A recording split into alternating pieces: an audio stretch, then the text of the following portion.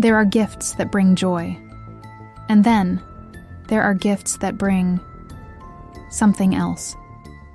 Something that claws its way from the shadows of childhood memory, turning sweet innocence into a chilling, waking nightmare.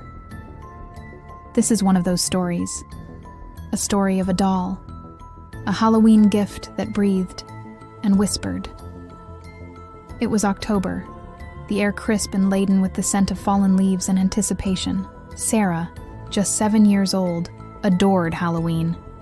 Not for the scares, but for the magic, the costumes, the candy, the transformation.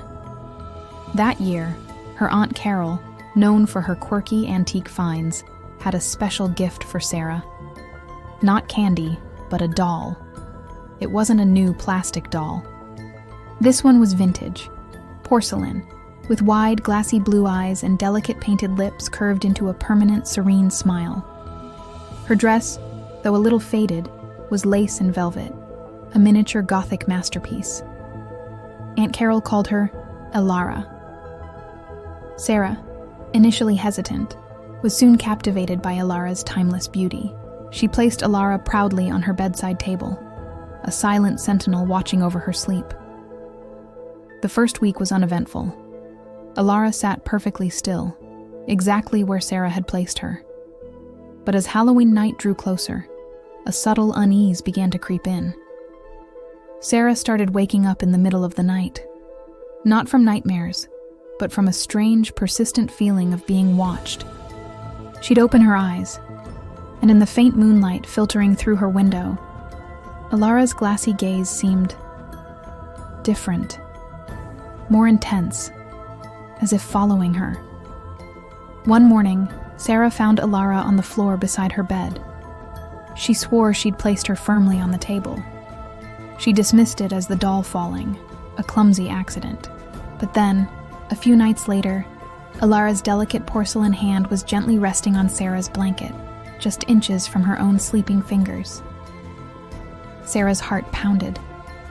She carefully moved the doll back, her small hands trembling. Her parents, busy with work, brushed off her fears. "It's just your imagination, sweetie," her mother would say. "Halloween makes everyone a little jumpy."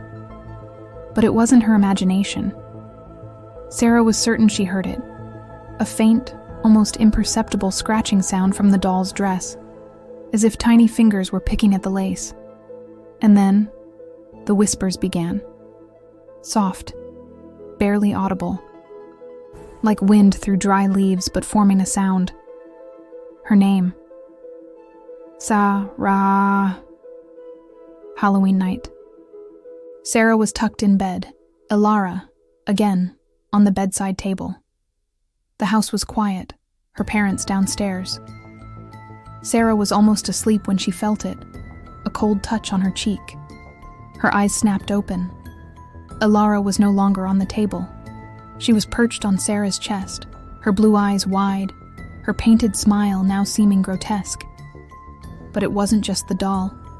From Elara's unnervingly still lips came a voice. Not a child's voice.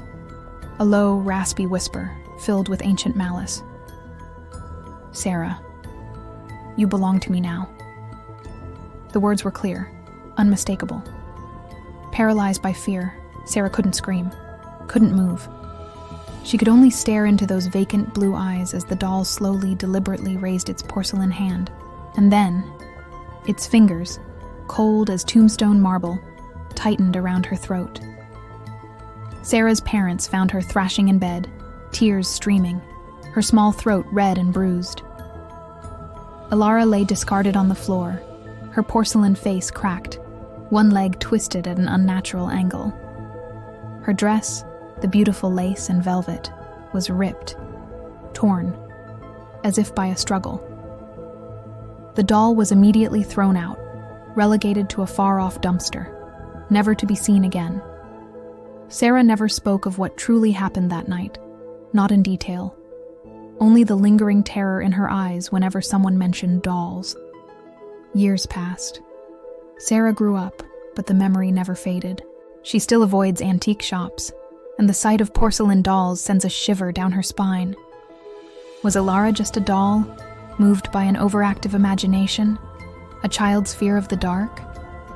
Or was something truly ancient, truly malevolent, hiding behind those glassy blue eyes, awakened by the spirit of Halloween, searching for a new host? A new plaything? What do you believe? Have you ever encountered a toy that felt wrong? Tell me your stories in the comments below. If you enjoyed this journey into the shadows, be sure to hit that like button, subscribe, and ring the bell so you don't miss our next tale. Thanks for watching.